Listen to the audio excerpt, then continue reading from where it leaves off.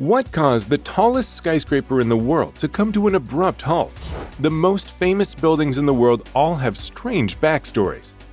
The British hid the Taj Mahal under bamboo scaffolding to prevent it from being bombed by the Luftwaffe during World War II, and it took a big leap of faith for the Golden Gate Bridge to be painted its now iconic but then unorthodox burnt orange. French intellectuals and artists at first despised the monstrous Eiffel Tower. Welcome to Luxury Megaprojects. Architectural historians would also have a wealth of material to pour over if Saudi Arabia's envisioned 1 kilometer-tall Jeddah Tower is ever completed. But what caused this abrupt halt? Throughout the past century, architects from all over the world have worked to create the highest structures. They have steadily gotten taller, and the Purge Khalifa, which is currently the tallest building in the world, rises at an astounding 829.8 meters. Since 2010, it has held the record, although it might soon lose that distinction. The Jeddah Tower is expected to be significantly taller than the Dubai Tower, which has long been planned to be larger. However, work on the Jeddah-based project has halted, and it is unclear if it will go forward. The Jeddah Tower project was first named the Mile High Tower when development started in 2008. In 2015, it was renamed to its present name, the Kingdom Tower. Construction on the site started in 2013 as it was obvious that Saudi Arabia wanted to surpass its Middle Eastern adversary, the United Arab Emirates. If it is ever finished, the tower will be much larger than the Burj Khalifa because it is expected to be at least 1 kilometer tall.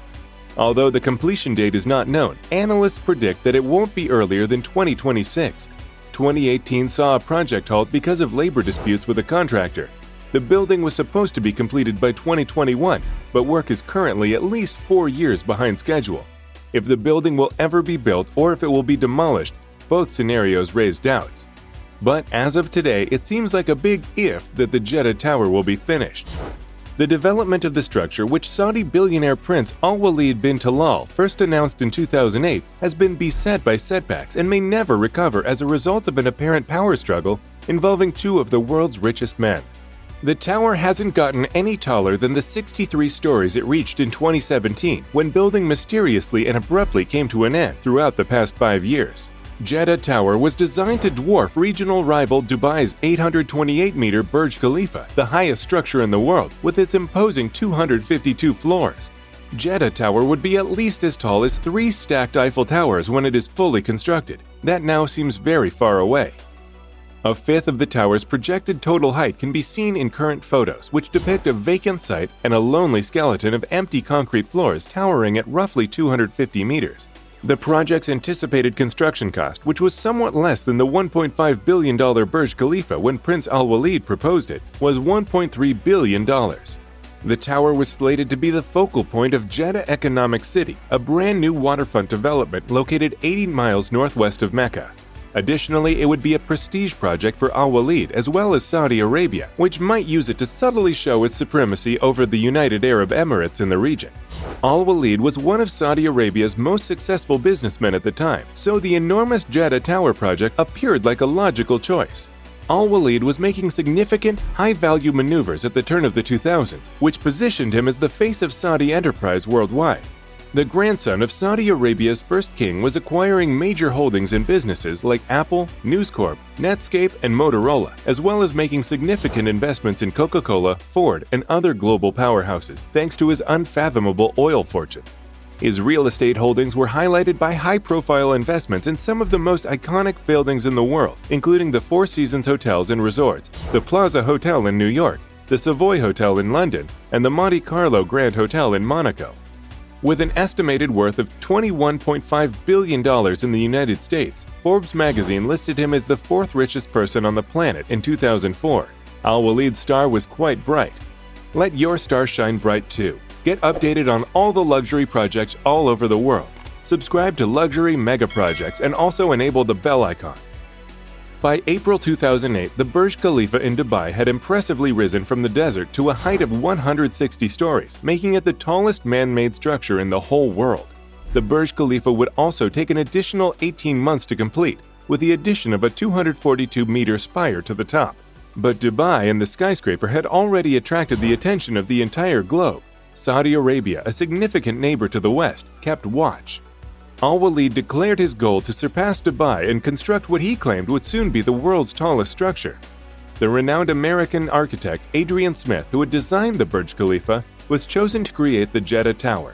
The lucrative building contract was won by the Bin Laden Group, a company owned by Osama bin Laden's family.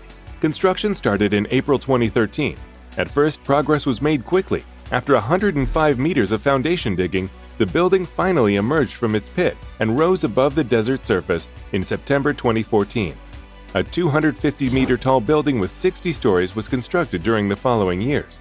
However, a campaign that would later be referred to as the Saudi Arabian Purge started in 2017.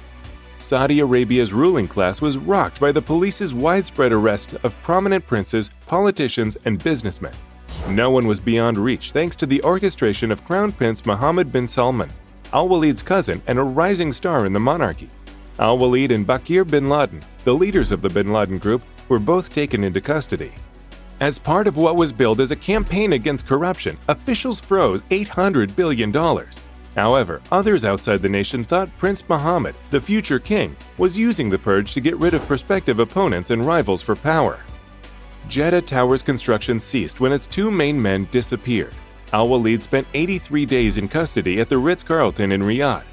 According to reports, Saudi Arabia's super-rich were being held in opulent hotels where they were being tortured and robbed of their wealth. According to reports, detainees were made to sign confessions and pay harsh fines. Charges, evidence, or trials didn't exist. Al-Waleed has publicly maintained that his cousin's government did not torture him or force him to do anything. Al-Waleed claimed to have achieved a secret and confidential understanding with the authorities in an interview with Bloomberg that was conducted following his release. Regarding reports that he had to pay $6 billion to get his release, he remained evasive.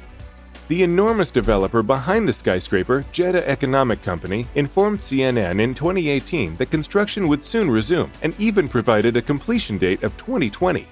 Though there was a lot of anticipation, nothing has changed since the purge in 2017. Building skyscrapers this high presents a number of difficulties, and those engaged frequently have to set aside all of their prior knowledge of construction in favor of cutting-edge techniques. Some solutions, like concrete sealants that repair wall cracks, need to be modified for heavy-duty applications on smaller buildings. That kind of product may be effective for bricklaying and other DIY projects on the ground, but is unlikely to be effective on a massive needle that extends far into the Earth's atmosphere. Attempting to resolve problems that architects and contractors on structures like the Jeddah Tower face on a daily basis is frequently like solving a puzzle. For instance, vertical mobility is constrained by the building's swaying caused by wind. Additionally, there is the issue of supercolumn settling, which can cause floors to become uneven because hydrated concrete shrinks. It's difficult to predict if the Jeddah Tower's creators will be able to get over all the challenges in their path because a structure of this size has never been created before. It's uncertain who will be able to afford to reside there even if the South Jeddah reconstruction is finished as planned. Rents doubled as a result of the demolitions, even in less expensive areas of the city's outskirts. Numerous locals were made to depart permanently. Authorities in Jeddah defend the project as a necessary corrective to decades of mismanagement and stress that compensation is being given to people who have been displaced fairly. But the track record of comparable initiatives in Saudi Arabia and elsewhere raises concerns about whether people want to live in the kind of antiseptic environment that is being offered. If the construction of Jeddah Tower is completed, would you live there? Let us know in the comment section below. Subscribe to Luxury Megaprojects for more such videos. Also, check out our other videos on this channel.